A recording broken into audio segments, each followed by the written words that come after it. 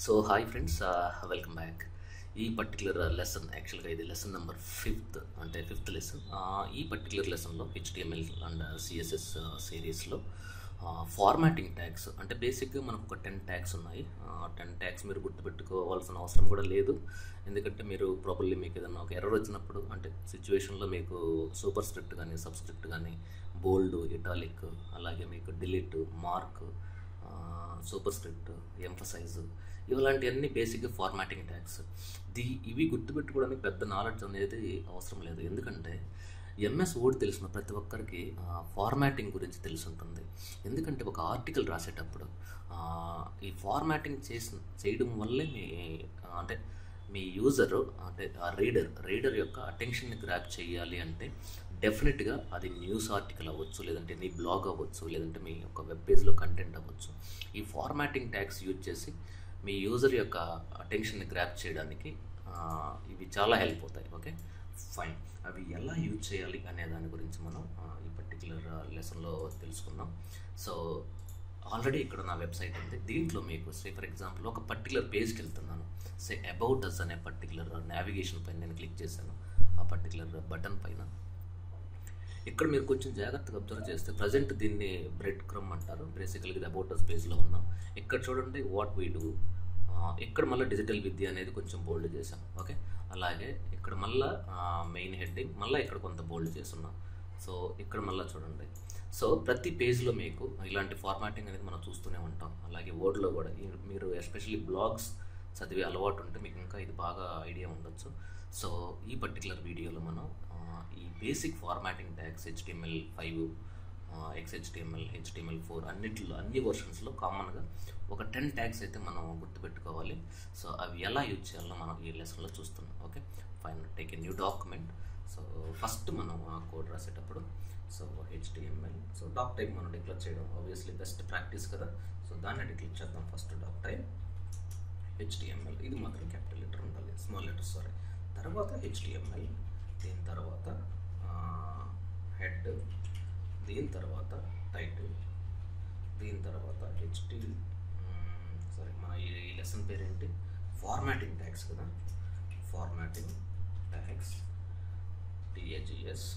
దీని తర్వాత మనకి టైటిల్ క్లోజ్ చేసేస్తాం. తర్వాత అలాగే హెడ్ని కూడా మనం ఇప్పుడు క్లోజ్ చేయాలి. దీని తర్వాత బాడీ అనేదాన్ని ఓపెన్ చేసి దీని తర్వాత బాడీని క్లోజ్ చేయాలి. ఓకే, దీని తర్వాత HTML క్లోజ్ చేయాలి.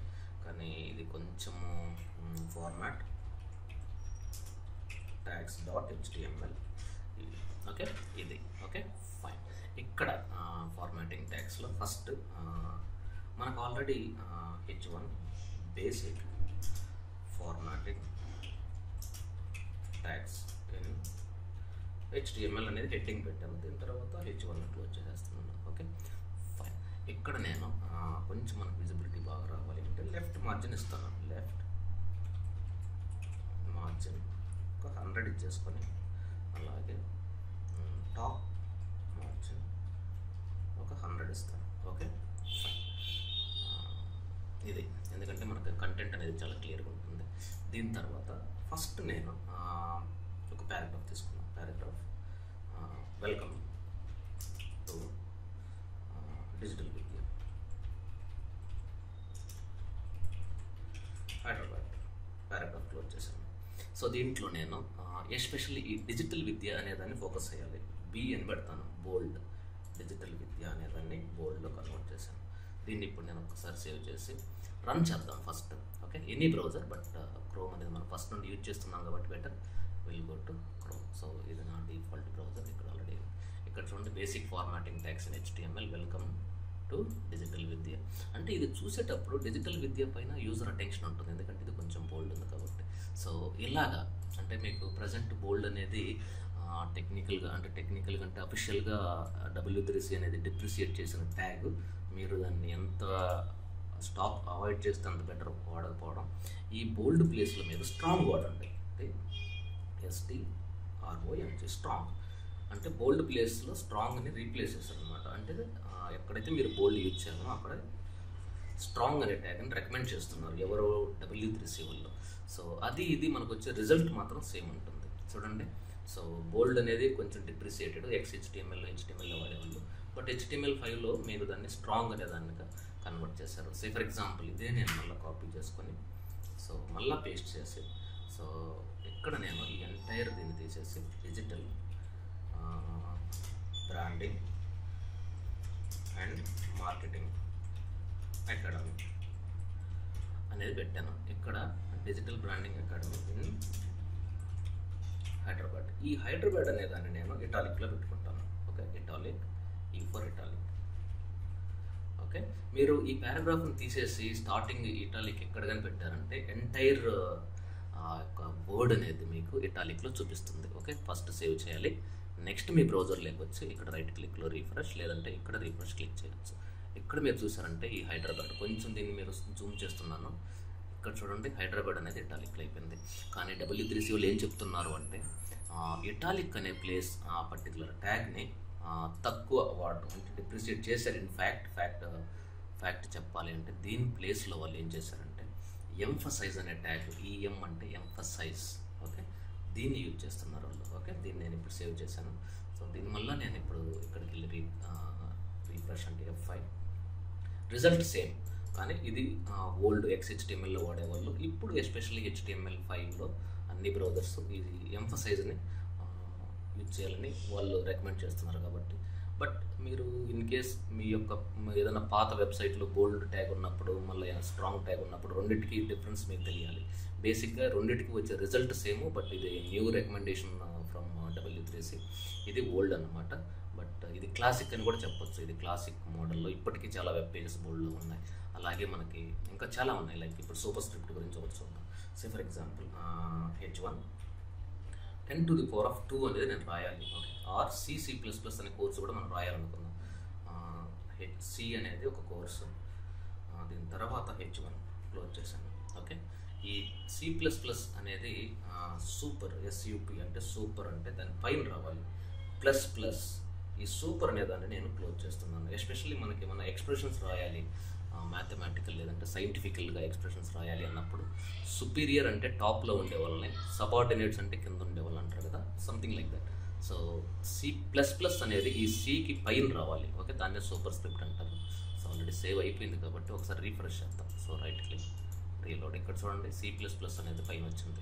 అలాగే ఇప్పుడు సే ఫర్ ఎగ్జాంపుల్ నేను దీన్ని మళ్ళీ H1 అని పెట్టుకొని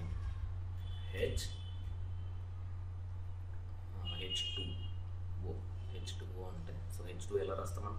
సో H sub 2 మళ్ళీ సబ్ అని క్లోజ్ చేస్తాను. సబ్ అంటే subordinate, O. Okay, O stands for Ongole, something like that. O equal to H2O. Okay, so ఇక్కడ నేను ఫుల్ స్టాప్ పెడుతున్నాను. ఇక్కడ చూడండి H1 ఇది ఇక్కడ ఓపెన్ చేశాను. అలాగే H1ని ఇక్కడ మళ్ళీ నేను H1ని క్లోజ్ చేస్తున్నాను. సో దీన్ని ఒక్కసారి నేను సేవ్ చేసి, అంటే ఇక్కడ ఏం జరుగుతుందంటే H1 అనేది హెడ్డింగ్ 1, ఈ 2 అనేది సబ్ అంటే కింద రావాలి, ఈ O అనేది మళ్ళీ నార్మల్ పెట్టాను. ఓకే, సో దీన్ని ఒకసారి నేను రన్ చేసి చూస్తే ఎలా వస్తుందో చూద్దాం. So something like that. ఇక్కడ చూడండి, సారీ ఇది కంప్లీట్గా రాంగ్, 2 పెట్టాము మనం యాక్చువల్గా. సో H1 బేసిక్ ఇలా వస్తుంది, సంథింగ్ లైక్ H1 10⁻².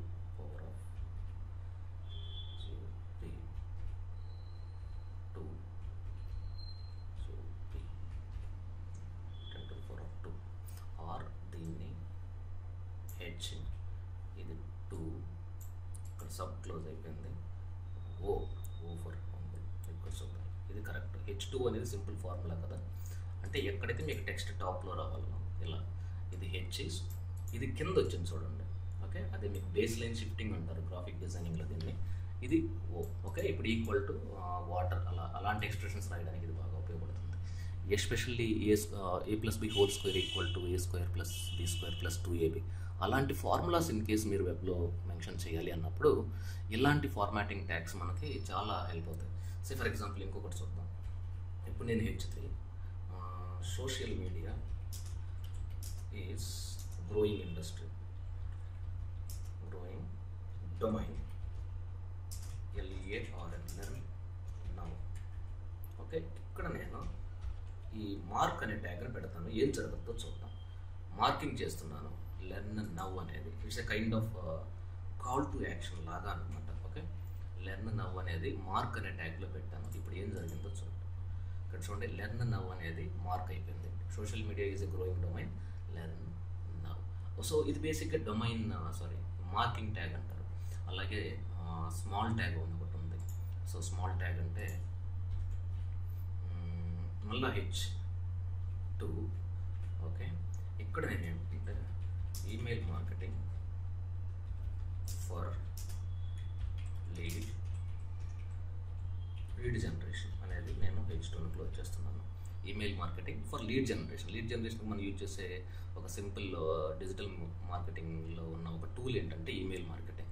సో దీన్ని నేను ఏం చేస్తున్నానంటే, ఫర్ ఎగ్జాంపుల్ ఈ స్మాల్ అనేది email marketing for lead generation అనేది స్మాల్లో పెడతాను. SMALL small. యాక్చువల్గా అది హైలైట్ చేయాలి, ఎందుకంటే అది మన key point lead generation. So SMALL small అంటే స్మాల్ లెటర్స్ క్యాపిటల్ లెటర్స్ అంటాం కదా మనం, ఆల్మోస్ట్ సేమ్ థింగ్ అనమాట.